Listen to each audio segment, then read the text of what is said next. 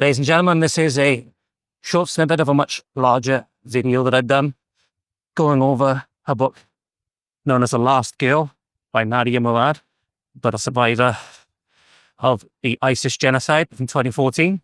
There's a lot of valuable lessons we can take away from it. For access to the full video, head on over to a top tier of YouTube, and you'll be able to access it there in the membership area.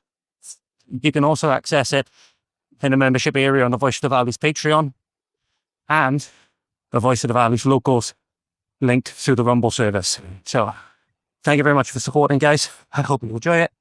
Enjoy this little snippet which will be released on YouTube, showing up on your screen right now. Godspeed. Eventually, having had a journey fraught with danger and uncertainty, NASA makes the remark that it was one of the first mornings that the sun rose on Nadia without fear, and she remarked in response that it is a morning without fear, or that it is a day without fear. One in a long time. Just goes to show, ladies and gentlemen, one of the key themes of this is that often with the dark times we're going through now, we have to keep being willing to persevere, to push through in any way that we can if we want to have those days in the future where the sun rises on our communities in the morning without fear. There was one incident, however, or one instance where there was a lot of fear involved, and that was when they came to a PUK checkpoint, which is the rivals of the KDP. At this point, Nadia had had to reveal herself. She was managing to keep her identity a secret up to this point, but she had to reveal herself as a native Yazidi and a Kurdish speaker.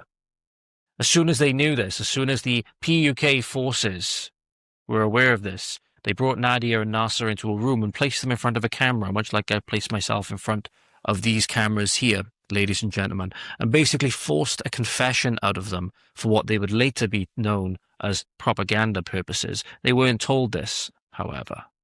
They were told that only them and their bosses would see it. It was just for their records. They even swore on the Holy Quran that only them and their bosses would see it, and they would keep Nasser's identity a secret. Nasser obviously knowing what this meant for not only himself but his family. However, they had no choice.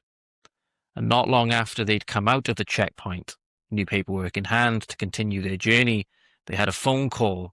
And the video had been displayed everywhere by the PUK as a way to get at their KDP rivals, with obviously the information within there being that the Peshmerga had abandoned the Yazidis of Kocho under the guise of tactical retreat and left the Yazidis to their ISIS captors.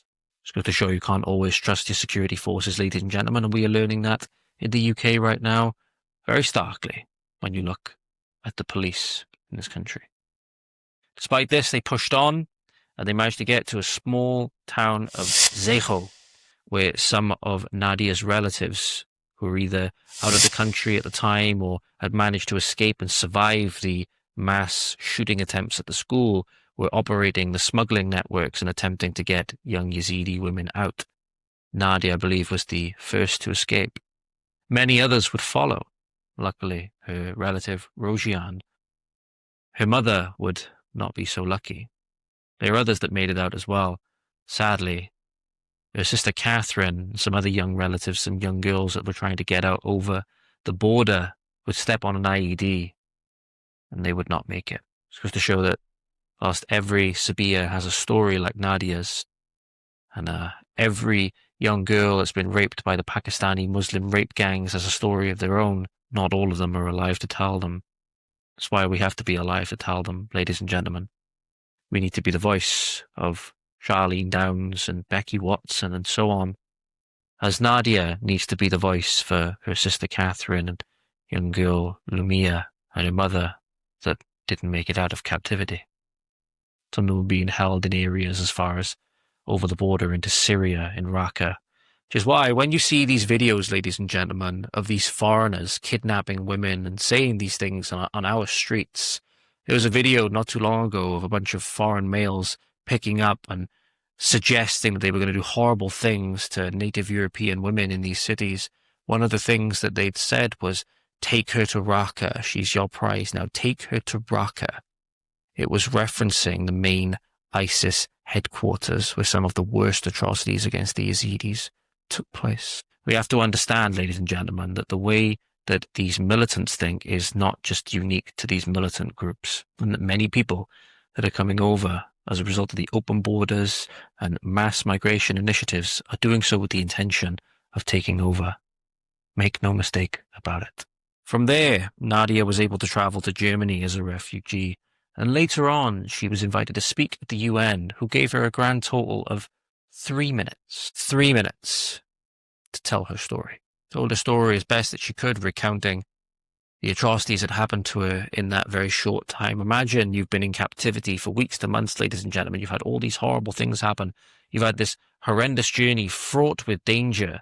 You've managed to escape via the kindness, via the courage of a young man within this family that very could have easily turned you in. But by the way, ladies and gentlemen, it was later found out that Nasser had helped Nadia escape. ISIS did identify him, and they did go around and talk to his family. Luckily, they managed to convince ISIS that he was acting alone. It's unclear what happened when Nasser returned. After this, she went on to write the book, which we are talking about today, and found her own foundation.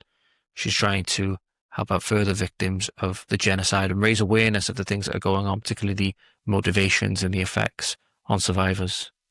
And that brings us to where we are today, ladies and gentlemen.